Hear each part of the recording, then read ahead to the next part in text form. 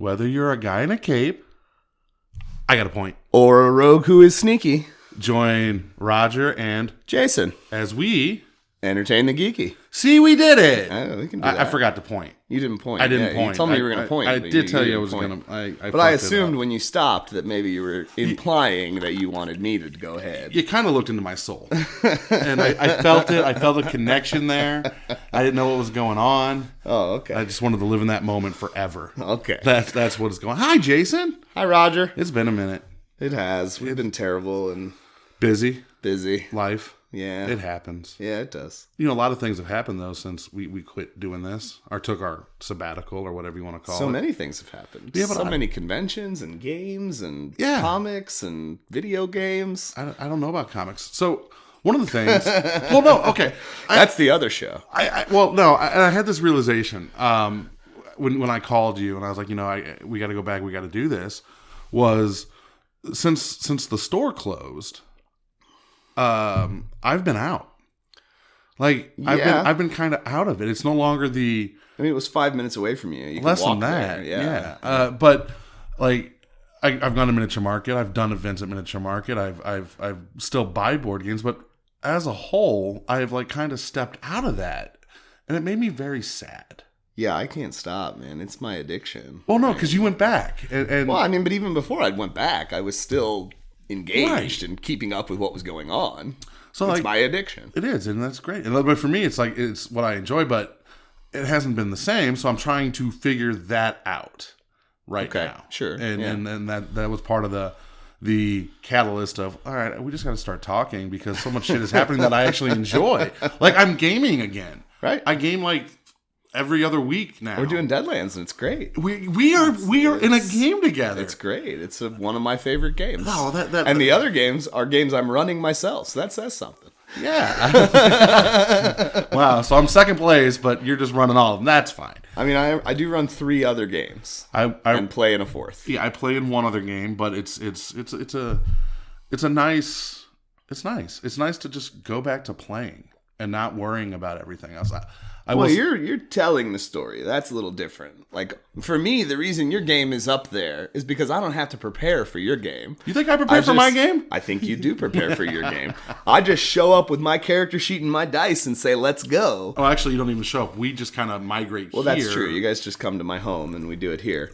But other games, the games I'm running, I have to prepare for. Like, I have to think about where the story's going and understand what obstacles I'm going to put in the player's way on the road to that. Which, okay, so it's very interesting because one of the things that always interests me is I've always run games. Like, me too. To me, playing a game is a rarity. Yeah. Right? Because no one else wants to run a game. It falls to the people who are willing to do it. Yeah, I'll run a game. So if you're willing to do it, people never forget that you're willing to do it, and they just keep asking you to do it. Will you run this game for me? And you're like, okay. But I love doing that. I'm not disparaging that. No. I enjoy it quite a bit. I love running games. Yeah, I love telling stories.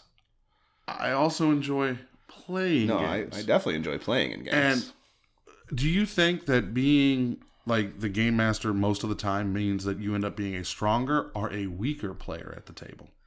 Oh, I think it makes me a stronger player because I'm constantly looking at the storyteller's story and critiquing it in the way that I would as someone who is telling it. See, to me, I think it makes me a weaker player. I mean, I'm looking for the holes in what's going on when I'm just sitting at the table listening to a story. That's fair. You've pointed out a lot of holes. You're like, this does. I'm like, no, that's how it makes sense. You're like, no, it does. I'm like, you're right. GM fuckery. But to me, like, because what happens is I get stuck. When I run a story, I'm doing everybody. Like, right. I'm playing all the NPCs. I'm playing everybody else. When I'm trying to just play that character, you think it would be easier to stick with that character. But to me, it's actually more of a challenge because there are things like I would like, I should do this, but my character wouldn't do this. But if I was running the game, the NPC would. Well, I think the worst trap you can put yourself in as a player is saying to yourself, what would my character do? It's not what your character, it's what you would do. The best way to role play is to just put your own mind in the brain of this made up character. Like, I mean, really, it is. It's not what would my character, it's what would I do. even if that goes against your initial idea about your character's morality or your evolution, because it's constantly something that's changing. Because you put your character on paper before you play the game, but you don't know where that character is going to go until you interact with the other characters in the world. Right. So it's constantly evolving. It's constantly changing. So when I'm running a game for mostly new players, I mean, there's only one person at the table that is not brand new to the game. And one of the things I keep telling my players is don't think about what this person on the page would do. Think about what you would do. What would you do if you were faced with this situation in real life? What would you do? Well, so for me, like when I play a character, I'm playing very, I don't want to use the word simple, but in my mind they are like Faru. He's a hero. Sure. So he's going to just do the heroic things. But that doesn't mean he can't have moral gray areas in his life that come up as you play. He definitely does. There's always depressed Faru when he realizes that being a hero is going to get him killed. And it's not even him getting killed. It's also kind of boring to just be a hero. It's not him getting killed. It's the fact that that the adventuring party is going to get killed. Like that's what hurts Faru's feelings. But then there's other characters like Hollandos where I'm like, he's just worried about himself. So I tend to focus much. He was worried about himself, I think, when we met him. But I think as we went along, he started to feel more for others. No, the only reason that he didn't kill that NPC was I was afraid real friendships in real life might have ended after that one. Yeah. I mean, anybody who's willing to end a friendship over a role-playing game is probably not a good friend to begin with. I mean, have you met some of our friends? I'm just saying. You know who you are. Yeah. What do you, like, you're doing Pathfinder is your other game? I run 2 5e D&D games and a Pathfinder game. Your first edition, right? Yeah. You haven't run second edition? No, because at the time when we started that game, second edition hadn't actually come out yet officially. But you've read second edition? I've gone through it. Like, have you actually read the second edition rulebook, or have you just read the playtest? No, the core rulebook. Okay. I didn't read the playtest at all. I waited till the core book came out because I hate playtests. What's your thoughts? I mean, it's very similar to 5th edition D&D in all realities. I mean, there's a lot of things that they did with the second edition of Pathfinder that are more in line with what WotC already did with 5th edition D&D. And WotC is, if you're unfamiliar, is Wizards of the Coast. They're the company that publishes Dungeons and Dragons. Shrinking the skill list down quite a bit, adding a bonus on top of already skilled players, a proficiency bonus, if you will, removing perception from the skill list entirely and giving it to every player, because every player should be able to do that. It's just your ability to notice stuff in the world. Yeah. Hear, see, smell. But you are trained, like training would make it where you can perceive things better. Sure. And you can upgrade that as you go along, but it should still be something that everyone has passively, innately. Like, it's just my ability to notice stuff, which I'm constantly trying to do. I noticed that door is open, right? Right. The one thing that actually intrigued me about second edition Pathfinder is the way initiative is handled. Because you don't just roll initiative. Mm-hmm. And to me, that like perception is your initiative, right? Well, that there was I played it. I haven't read it, but I played it, and because I read the playtest. But the idea that all right, your stealth check doesn't necessarily mean how sneaky you are. It's if shit goes down, that's your initiative order. Right. And to me, that just makes so much more sense. Well, yeah. Perception being used as initiative is a better way to do it, because being able to notice things is innately part of the idea of a guy just drew a sword in front of me. I noticed that. How quickly can I draw my sword because of that noticing? Right? It shouldn't be a dexterity-based thing. It should be a perception-based thing. My ability to look at a situation and go, I need to draw my sword. Here's my roll to determine how quickly I did that. Exactly. Right. Well, for me, like, so with the stealth example, it's like we're sneaking along. Me and you, we roll really high on our sneak, so we're sneaking along. And in D&D, the guy at the end of the table that rolled a 2 screws it up for the rest of us. Of course he does. And now we have to roll initiative. Oh, we rolled a 2 or 3. Now we have a TPK. Sure. Whereas with Pathfinder, it's because we were so good. When he messed up, we were ready to act. Right. And I like that. It makes more sense from a gameplay standpoint. It does. Yeah. I really enjoy second edition Pathfinder for the time that I've played it. Yeah. Now, I've only played one session of it, so I kind of want to dig deeper into the rules, but it's good. Yeah, I like the character sheet layout, too. I think it's very user-friendly. And that's one of the things when I buy role-playing books, when I buy games, the first thing I do... Look at the character sheet. Right at that, because if it doesn't make sense from looking at it, I'm out. Yeah. I'm out. And if you don't, it's a very good judge of the game's mechanics. Yeah, and if you don't have a character sheet in your book, Palladium, I'm out. I'm out. Palladium. Yeah, I'm calling you directly out. Even White Wolf put character sheets in their game, and they're all the same. Even the smaller publishers that print role-playing games put character sheets in there so you can get a feel for it. Like the Apocalypse games have their character sheet in the back. Always in the back, last page before the thick page. Well, not to mention, because back in the day, before we could just print all the stuff on demand that we needed, we had to like go to a Kinko's and like copy the book page so we could have a sheet. It was a pain in the ass. It was a pain in the ass. I remember doing that. I remember going down to the grocery store and spending my 10 cents per copy to get me some character sheets. You know what else character sheets do for you? When you're trying to figure out how to play the game and make your character, having a visual reference like a sheet is 100 times a hell of a lot easier than... I would argue that even as a DM, it's important to be looking at a character sheet, because there's a lot of times when I'm running, especially 5th edition D&D, where all the skills are different than what I'm used to. Oftentimes saying roll and then pausing and going, let me see your sheet. Because I'm not sure what this roll would be. I have to look at the skill list. Right. Because I don't remember what they all are offhand. You know what I mean? So I think even as a game master, having the core book or the player's handbook in front of you and being able to reference a character sheet quickly is important. Which is why when I'm running the game, and you've noticed this maybe by now, it's hey, I need a hear shit or see shit roll. Exactly. And like I don't know what the skill is, but in any game you play, it's either hear or see. Right. Like whatever it is, that's the roll I need you to make. Sure. You do that and let me know what you get. Yeah. You know. But like Palladium, I'm just gonna go back to them because I remember being a kid and getting the Teenage Mutant Ninja Turtles and Other Strangeness role playing game. Sure. And being so excited to play this game. Reading the book, going, I don't understand how characters are made. Let me get to the sheet and I'll see what's going on. There was no sheet. No sheet. No. And the internet was around, but you know what the internet had? Fan-made sheets, and they made no sense either. Exactly. Yeah. Fan-made sheets are the worst. I mean, some fan-made sheets are nice. One of the fan-made sheets I see that some of my players are using in one of the 5e D&D games I'm running puts the skills next to the ability that they're tied to. Well, that just makes sense. So it adds a little extra box to the part of where your ability score is that has the skills listed there. So when you're saying make an athletics check, well, I know to look exactly at strength and find it, right? Well, I mean, aren't skills alphabetized on the 5th edition sheet? They are. It was just a little nicer to see them next to the abilities they represent. It looks nicer. Especially because in 5th edition D&D, you don't have to be proficient in the skill to use it. So it's much nicer to say, well, this is a strength-based skill, and I can look at just the strength-based skills because I need one, but I might not have it as a proficient skill. Now, is it alphabetized underneath? Yeah. Because that would annoy me. Like, Deadlands kind of annoys me. Of course. Like even like charisma, wisdom, which has only like 3 skills that are tied to it. They're alphabetized. That's right. Organization matters in nerd things. It does. It's important. So, the Deadlands group, I mean, you know Rev and Rev's brother, Jason. Sure. Yeah.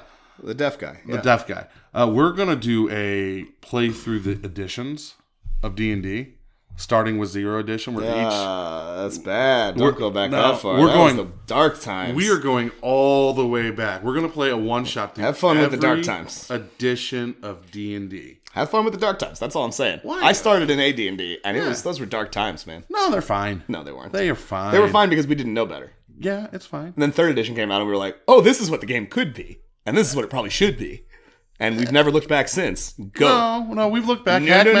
Hackmaster came out, and they're like, hey, y'all miss old school D&D? Leave out even other games like Pathfinder, Hackmaster. Okay. Just look at D&D. Yeah. D&D never went back. Even for the 4th edition, which was pretty lackluster, for most players, it still held to the ideals that it left behind in 2nd edition. Thank you for saying to most players while you look at me as the guy that actually likes 4th edition. You like 4th edition. Well, okay. Here's what they changed from AD&D to 3rd edition. Hey, we count up instead of down. That is not all they changed. As someone who played AD&D and then played 3rd edition, that's a lie. That is not the only thing that got changed. That's not the only thing that got changed, but that's a lot of things got changed, and it was better for it. It was better for the change. It made the game. It made the game make more sense to people that are not like us. You know what's going to happen? That's what it did. I'm going to write a detailed review and give it to you on each edition, like a book report. That's fine. You can do that. The reality is, you know as well as I do that it's better. So you don't want to play? No. You don't want to come and play some When you chainmail? start 3rd edition, I'm in. No, that's not how this works. The whole point is for us to play every edition of D&D. I'm not doing OD&D, and I'm not doing AD&D again. Those were dark times. We're doing it all. Oh, we're doing fun. basic, 1st edition, AD&D, chainmail. I'm just saying, there was a reason those changes were made, and the big reason, like I said, is because it made it more accessible to people that are not like us. Also, it was a different time. Keep in mind that AD&D came out, in 82? Yeah, something like that. In the early 80s, yeah. The 2nd edition AD&D came out 90s. Yeah. 88, late 80s, early 90s. Yeah, and the 3rd edition was the late 90s. 99. Yeah. Like right at the turn of the millennium. Like time had changed. Like, But what I mean by what I'm saying is it's hard for someone who doesn't want to devote their time to this to look at an AD&D book and think this is something I want to do. Yeah, but it's a lot easier for someone who doesn't want to devote their time to this to look at a 5th edition book and say, you know what, this seems cool. But I think the difference is I'm not looking at going back and playing 0th edition D&D to get new players involved. It's going back to the I understand roots. that, but you have to understand too, WotC is a business. And as part of that, they need to bring in people that might not otherwise be inclined to do this. But I'm not bitching about 5th edition. I'm not. I like 5th edition. I think 5th edition is the best edition of D&D that we've had. I still think 3rd edition You're is wrong, the but best that's okay. edition of D&D that we had. But 5th edition is great. Not denying it. 5th edition. I just wish there was more 5th edition. I wish there was more to the game. That was the point, though. You got to look at it from their perspective. The point, what was at least somewhat problematic when 4th edition came out is in order to get access to all the core classes, I had to buy 3 separate players' handbooks. Right, but the game's been That's out now. stupid. The game has been out 3 years. That's a greedy business thing. It's been 5 years. Yeah. 5 years. Yeah. And we've got supplements. That's all you really need. No. Yes, I need more. It is. I need my DMG too. No, you don't. I do. You don't. I do. You don't. Because they told me I can make the game as complicated or as simple as I want. And you can look over at my shelf and you can see that I am a man who bought every Pathfinder book. Right? That doesn't look like every Pathfinder book. Some of them are at Caitlin's house. Oh, okay. But in all reality, I bought most of the Pathfinder hardcovers because I got a 40% discount on them and it was nice. But the reality is, I only use maybe a 1/4 of those books in regular gaming. Right, in regular gaming, but it's nice to have. It's also nice to have those options. WotC promised me. Do I like the Pathfinder Unchained book? Absolutely. It's a cool book. I don't even know what that is. Have I ever found a reason to open it up during a game? No. Well, then you're not trying hard enough. Oh, okay. I'm not You're trying not trying hard enough. Look, it just means it's a cool idea, but it doesn't have a lot of actual in-game application. Maybe not to you. Maybe as a player it does. Well, my players have access to that library of books as well, because we play right here at this table. And they've never opened up that book, I can tell you that. Maybe you should be, hey, check out this book. I don't think I should. I think you should. I don't think I should. Well, you're but afraid. Regardless. So you're not going to... So you'll get my book reports on D&D through the I'll read your book reports. You should put them up on the website. Nope. I'm just Let everybody read them. I want you to read them. I want you to grade them. Well, when I read them, I'm just going to type them up and just going to put them on the website. You better grade them. As by Rodger Wayne, a review of original D&D. It's not a review. It's a book report. A book report of original D&D. A book report of original D&D. I'll transcribe them into a document and put them on the website. How about that? It seems like an invasion of my privacy, but whatever. I won't stop you from doing it. Everything that we do is an invasion of your privacy. We are hearing your personal opinions about things. You are letting us into your brain while we do this. I am giving you a tactile object as a gift. Do with it what you will. Okay. Do with it what you will. I'm just saying, everything we do is an invasion of that privacy. We are when we sit down here and talk like we are looking into each other's brains and pulling out the details that we want to talk about. So we're looking beyond the curtain of what Rodger Wayne puts up as his facade defense. Are you trying to say like I'm just a fake guy until I get the microphone in front of me and all my nerd stuff comes out? Not to me. Okay. And not to your friends, but to random John Q public, maybe. Maybe you put up that wall because you don't know if those people will try to knock it down or not. Yeah, I've hit that age though where I don't care. Well, sure. Yeah, I'm like, hey, you like Yu-Gi-Oh? Let's talk. You can continue not caring all you want, but the reality is we all wear masks. What is that from? Batman Forever. Ah, yeah. But we do. We all have a version of ourselves that we show to, non-acquaintance friends, and a version that we show to our friends. Hey, I'm just John Travolta. That's what that goes. I'm just fucking John Travolta. All right. one big thing, talk about a little bit before we head out of here. Because it's... Where are we at? Oh, we're good. We're good? Yeah, we're good. Oh, damn. Yeah. Yeah, we're good. See, now you made me have to go in and cut this part out. No, leave that part in. Oh, okay. You just leave it in. It's organic that way. It's organic.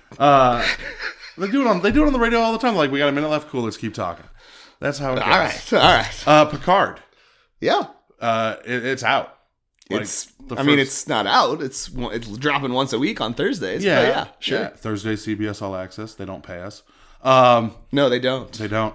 In fact, CBS, give me some money. In fact, I pay them. CBS, give me some money. Well, hold on real quickly. Before we get to Picard, did you hear that, like, Viacom, now that Viacom CBS have merged again, they're considering canceling the Star Trek properties? Well, that would be a terrible idea. And, like, kind of doing their own thing with it? I mean, that would be a terrible idea. People, so many people enjoy Star Trek and have made CBS All Access probably a lot of money since Picard has dropped, I would imagine. Just Picard, not Just Discovery. Picard, yeah. I would imagine it's made a lot of money.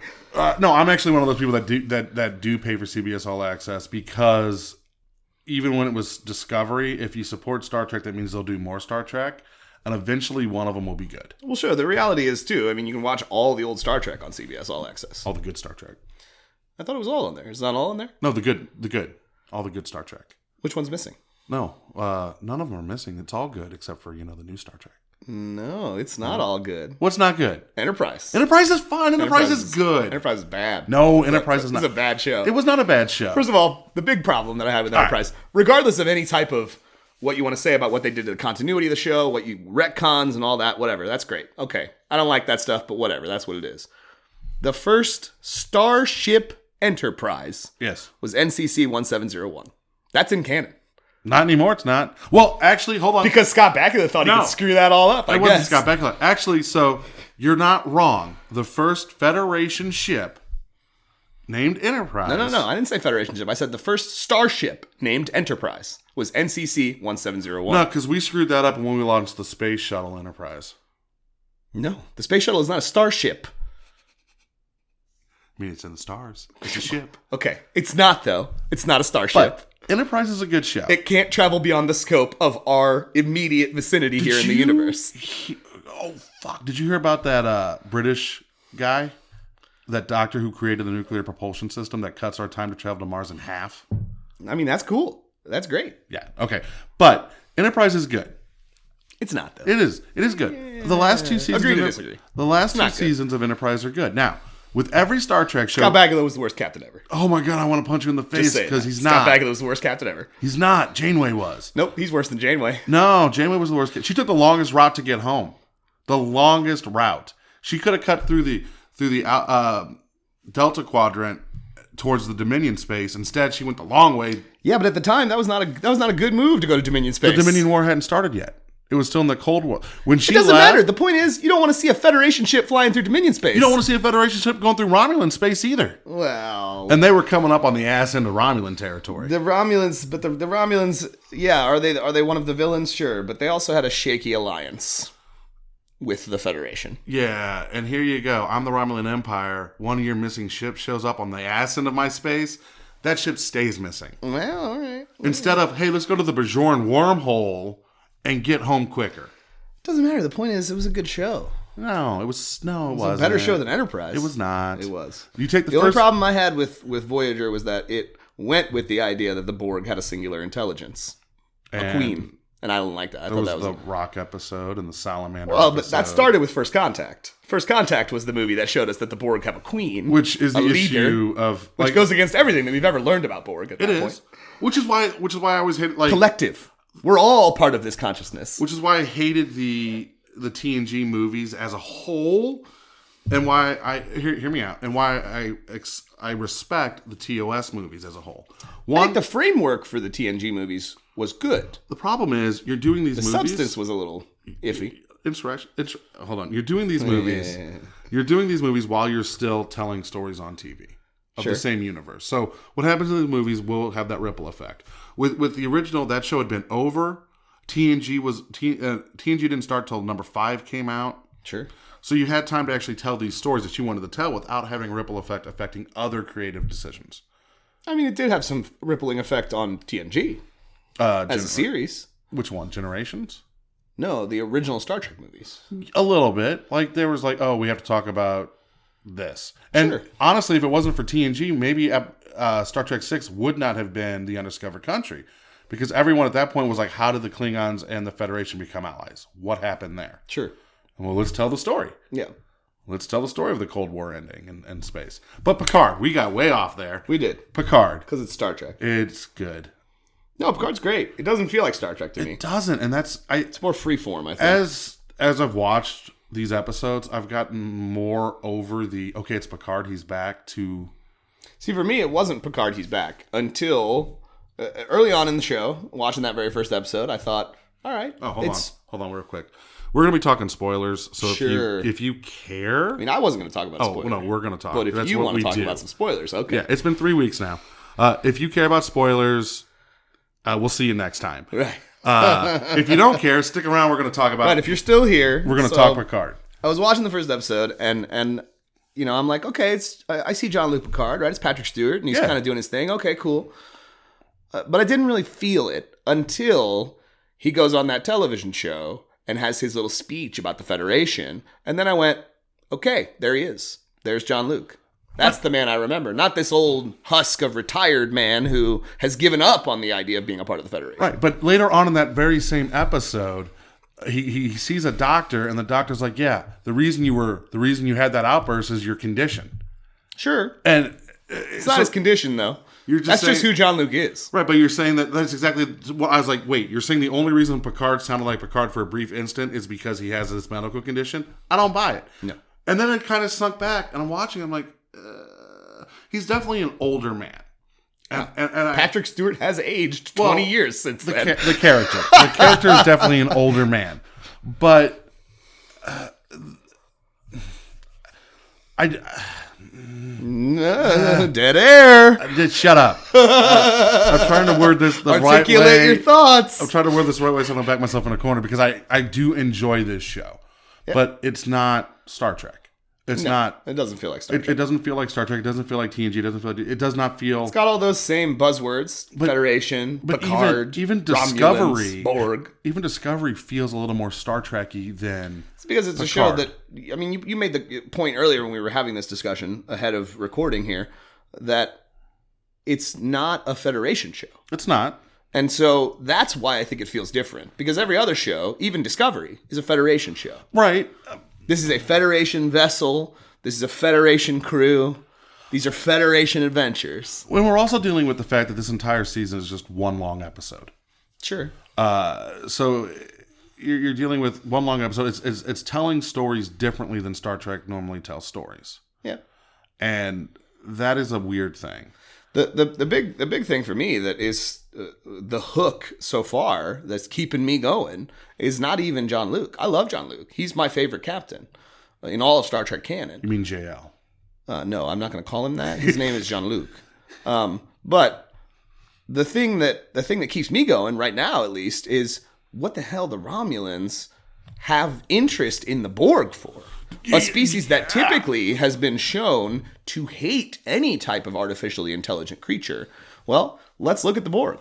The Borg are both. Yeah. They are organic and they are inorganic. Well, so what the hell do the Romulans want with the Borg? And you get a little bit more of that in episode 4. Also, are the Borg gone? Are there no more Borg? Well, according to well, no, because hold on, they did make that. Aren't you afraid they're going to reestablish with the collective in episode 2? I think it was. Right. Meaning that the Borg are still out there. So why haven't they won yet? Who, the Borg? Yeah. Because we stopped them every chance we get, and Janeway threw fucking transphasic torpedoes up their ass. And guess what? None of those people are active duty captains anymore. So how have the Borg not overwhelmed the Federation at this point? And because it's one thing to say Federation worlds are protected. Okay. There's a lot of space out there. The Borg could clearly form an army that would be too formidable for the Federation just by leaving the Federation alone for a little while. Well, and we're saying 20 years have passed and they haven't achieved that yet. Here's the thing that's really scary about the Borg, and they did this in Star Trek Destiny, the book, which is now no longer canon. If the Borg decided to invade Federation if they decided to invade any of the Alpha Quadrant, it's over. Yeah. The thing is, every time we've seen the Borg as a threat on film, it's been, here's one cube. Oh, here's the trans Right. hub. Where's their fleet? Where's their armada? Well, I think, didn't Janeway... It's somewhere out there. Didn't Janeway screw up the their... Look, there was a bunch of timey-wimey nonsense going on in Voyager with timelines and past versus future. And okay, great. Mirror Universe, I think, popped up during Voyager as well. No, that was Deep Space Nine. Oh, that's Deep Space Nine. Deep Space Nine, because the lesbian scene. Yeah. Okay, but the very reality is the Borg are not just the one cube. They clearly have taken over most of the quadrant of space that they came from, which was Gamma, I think. Well, no, where did Voyager go? Gamma. I thought it was Gamma. Was it not Gamma? Delta? No, Delta's Deep Space Nine. Delta's no, that's Beta. No, Gamma's Deep Space Nine. Alpha. No, Delta is Deep Space Nine. The Delta Quadrant is where the changelings come from. That's where the wormhole goes. You could be right. I'm not I am right. wrong. Deep Space Nine was a good show. Deep Space Nine was my favorite Star Trek show. It's Alpha is obviously Federation space. Beta is where the Romulans, like the Romulan Klingon Empire is. Voyager. You could be right. It could be Gamma. I thought it was Gamma, but it doesn't matter. It could be Gamma. It doesn't matter. The point is, somewhere out there is a fleet. They've taken over most of the sector of space that they exist in. So they've got a fleet. Right. If it's more than one Borg cube, even if it's 2 Borg cubes, I think we're done. So why did that not happen? What happened to the Borg to hurt their ability to take control of the Alpha Quadrant? Janeway happened to the Borg. Janeway dealt with the Queen and dealt with the collective that she had taken over. But the very reality is... There's more collectives. There's more collectives. Yeah, there are definitely more collectives. This is not just a singular idea. And the fact that they did that allows you to have your cake and eat it too, right? Because I don't like the Queen. I think that's a stupid idea. But it allows you to say, Janeway dealt with that. That was just one offshoot of this. Right. And a single person that took control of one of the collectives. They're in the Delta Quadrant. Well, okay. I thought the Delta Quadrant was Deep Space Nine. No, I think the Gamma Quadrant's Deep Space Nine. All right, we're back. All right, so I got that cleared away. But my question is, what the hell do the Romulans want with Borg technology? We don't know. Right. Because that's the hook that's keeping me going. These aren't the Romulans that we knew through TNG. They're not. Their homeworld's been destroyed. I mean, I think the Special Forces versions of them are absolutely the Romulans who they used to be. But the government isn't. We don't know what the Romulan government is. The Romulan doesn't have a government anymore. We don't know that. We don't. I mean, we kind of do. Romulus was destroyed. Less than 10% of their population survived. I thought only 10% of the population was killed. No, I thought it was 10% of the population survived. We'll find out. Well, sure. But the reality is that the Romulans are scattered. Yes. The core world of their leadership is gone. Yes. So I think that I don't think these things are linked. These Special Forces guys and the guys that are organizing what's going on the cube, I think these are different. I think they're being governed by different people. Maybe there's 2 separate, because we find like get to the 4th one, like there's a whole plan of the Romulans that Picard goes to, and it's like, oh well, they're not right, and these Romulans are completely different than these Romulans, which are completely different than. I think they're being controlled by separate governmental type entities, right? And you don't want to say governmental because a lot of their government is gone, but.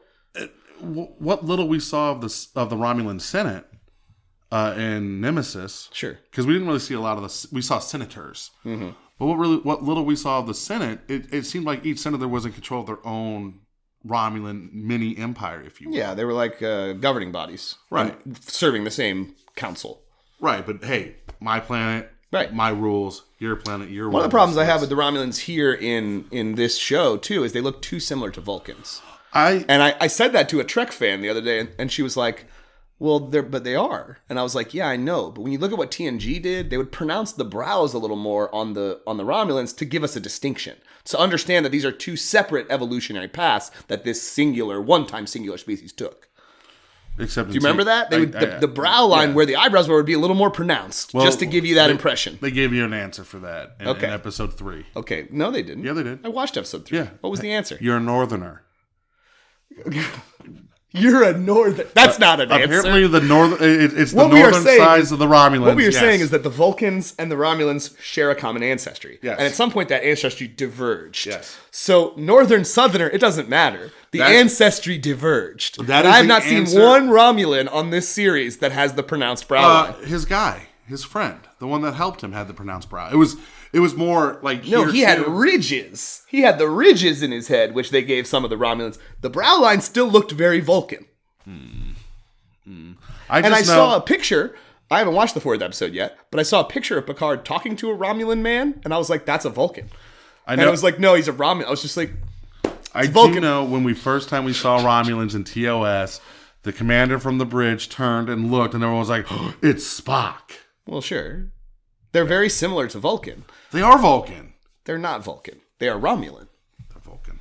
In fact, the Vulcan are not Vulcan, right? Because if these two species share a common ancestry, they probably weren't called either of those names when they were that. That's true. People. That's true. So the Vulcan aren't Vulcan. But like this idea that the Romulan Empire can infiltrate Starfleet to the levels that it has. Well, clearly that one admiral is working with the Romulans. Both of them are. Or Grand Admiral, or whatever she was. I don't know. I remember what she was. She's some kind of important person. And but the fact that they can infiltrate that far and that deep into the Federation, and we saw the Changelings do that. The Changelings are different though. Like the fact that we didn't know the Changelings, and then once we found out, oh shit, they went and they changed their procedures. I feel like the Federation's been infiltrated by their enemies for a while, and that's an issue. That's a pretty commonplace Star Trek thing. So here's the thing though. I watched Insurrection the other night after watching the 3rd episode of Picard, and something the bad guy brought up. Your Federation's dying. It's been under constant attack. The Borg, the Dominion, you know. Sure, he talks about all the things that have been going on in the TV shows. Exactly. Yeah. The Federation, with Picard, because the first conversation you and I had is why would the Federation retreat and go back, you know, to not being explorers and not expanding the Federation. And part of me thinks it's because they're scared. Well, sure. But one of the things that is clearly on their minds fear-wise now is AI. Well, after Mars, yeah. Yeah. So that is in and of itself an explanation as to why they retreated. Also, and hear me out on this because I'm going somewhere, right? Maybe the Federation is not what it once was because Picard is no longer part of it. I think that is true. And maybe Janeway's no longer part of it. And maybe Cisco's no longer. These people that defined a generation are no longer part of it. We're 20 years past Nemesis. Yeah. We're past Picard's last adventure. We're past Voyager's last adventure. We're past Deep Space Nine's last adventure. We're past all of it. Admiral Janeway was there. The only thing, one of my biggest complaints, like right off the bat, is Admiral Picard. When Captain Kirk tells you never to give up command of a ship, you listen to Captain Kirk. Yeah, but you're not taking into account the fact that in military organizations especially, sometimes it's not your choice. Sometimes they're just like, look, this is what you're going to do because we don't think you're fit to do this anymore, to do this job anymore. Now, why they would ever think Picard is not fit to do his job is beyond me. Maybe it has something to do with his sickness, right? This disease that is killing him. Was it Shinlops or whatever it is? Yeah, I don't remember the word. But they brought it up and like there's a big thing about Nemesis about it. I'm curious to see where Picard goes. Now that I know I'm not going to get Star Trek anytime in the future because Discovery's not really Star Trek anymore. I thought you always said Star Trek Discovery was Star Trek. No. And when you get into the second season and Christopher Pike becomes the captain, it really becomes Star Trek. That's when it becomes Star Trek. Like there's 6 episodes of Christopher Pike. Your previous statement is inaccurate then. Well, those 6 episodes saved Discovery and made it Star Trek. Those 6 episodes with Christopher Pine as captain made it Star Trek. Pike. Yeah, fuck you, Chris Pine. You're not my captain. Christopher Pike. Look, Kirk was never my captain anyway, regardless of who played him. Kirk was a fine captain. No, he wasn't. Yeah, he was. He captained with his penis. No, he captained with emotion. And at that time, that's what was needed. He captained with his penis. No. It was all about what other alien chick he was going to get to bang. Well, that's fine. It was the 60s. It was not fine, though. It was fine. Not for the Federation. Look, and Reich, how many treaties were started simply because of, hey, I think he's my baby daddy? Look, I understand what you're saying. I'm just saying it makes Picard a superior captain to Kirk. Picard was professional. Kirk could do things by himself and did things by himself. Picard had to have a meeting over I seem to remember him being tortured by Cardassians and doing just fine on his own. One time. And no. That was not one time. Remember when he was trapped on the planet with the alien who only speaks in allegory? Yeah, that's when the walls fell. Yeah. I'm just saying, there was plenty of examples of Picard being able to have just as much success on his own And there's plenty as of he did with his examples crew. of Kirk turning to his crew. I'm not saying Kirk's a better captain than Picard. We all know Sisko's not. the best captain of the entire... Sisko's a good captain, but he's not technically a captain. He becomes a captain. He's only a captain when he's on the Defiant. No. He becomes a captain on Deep Space Nine. Like, he gets to He's the rank the of commander, which is a higher rank. No, he's like the commander of the space. But in Starfleet, no, he wasn't, because he was commander. Commanding the space station is a higher rank than captaining a ship. He got promoted to captain in season 3 because of the Dominion War and the fact that the Defiant was the only ship in the fleet that could have that had cloaking technology. Added an extra pip to him. Whatever. He gave him got the captainship because he kept stealing the Defiant, and they just said, "Why don't you just take the Defiant, let it be your ship?" Well, so when he was on Deep Space Nine, he was still Commander Sisko. He was still Captain Sisko. They called him Captain after he got promoted. He was a captain. It even says it went from Commander Sisko to Captain Sisko. I just don't understand how commanding the space station is somehow a lesser rank. Well, that's the problem. That was You're not captain of a space station. That's not how it works. The space station wasn't meant to be a grandiose place. It was meant to be just here. Your wife died. Get over it. Yeah, go to this research station and research this wormhole that we didn't know about. Good job. We found that out in episode 1. Good job. Yeah. Go there. Research Actually, the wormhole. Move the entire space station. Do something very dangerous.